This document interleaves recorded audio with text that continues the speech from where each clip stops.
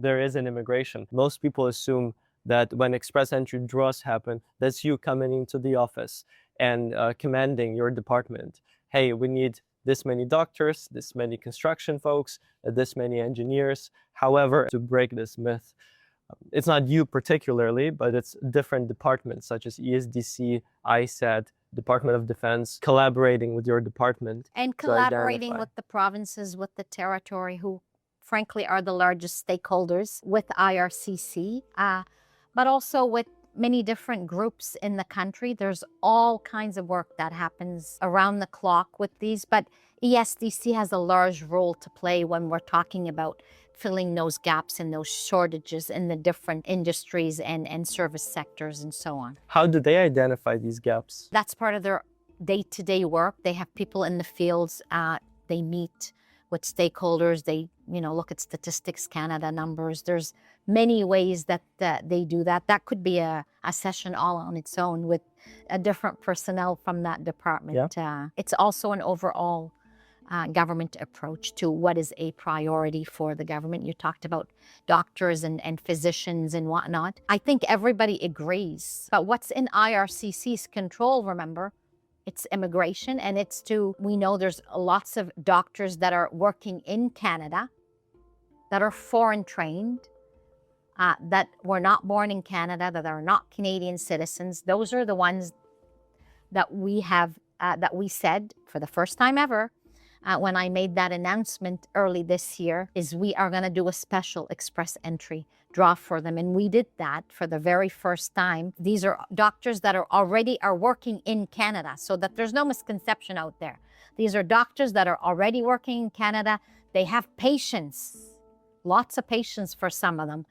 They were just not fitting in the normal pathways. So we just needed to, and that's what we do at IRCC. We see what's working.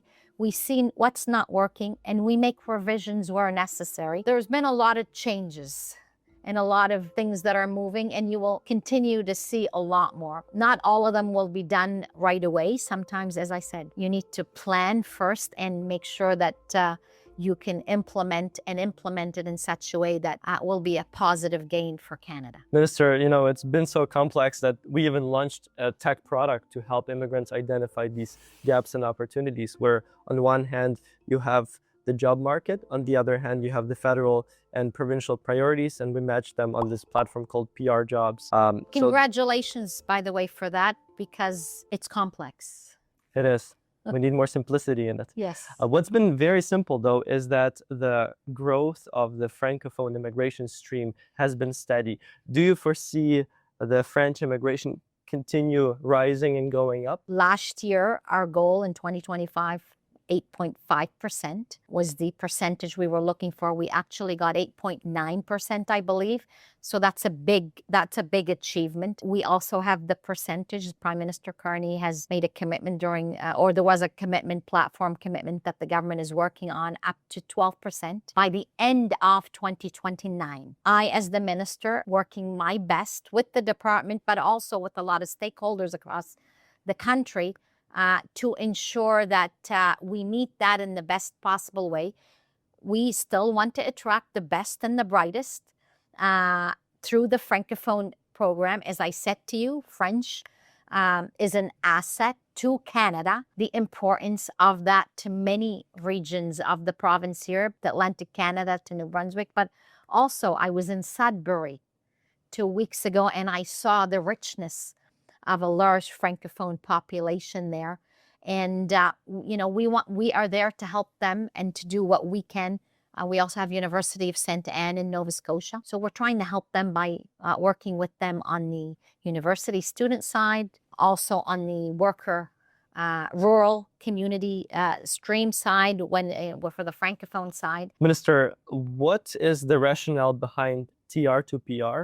And what can people expect to see the program be? Excellent question. We know we have a lot of people in Canada that are currently working that are here on temporary status. The rationale for that is to bring those people that already are living in Canada. They have housing, so they're not taking homes away from people. They've built connections and they have a job and they're paying taxes. They're contributing to the economy.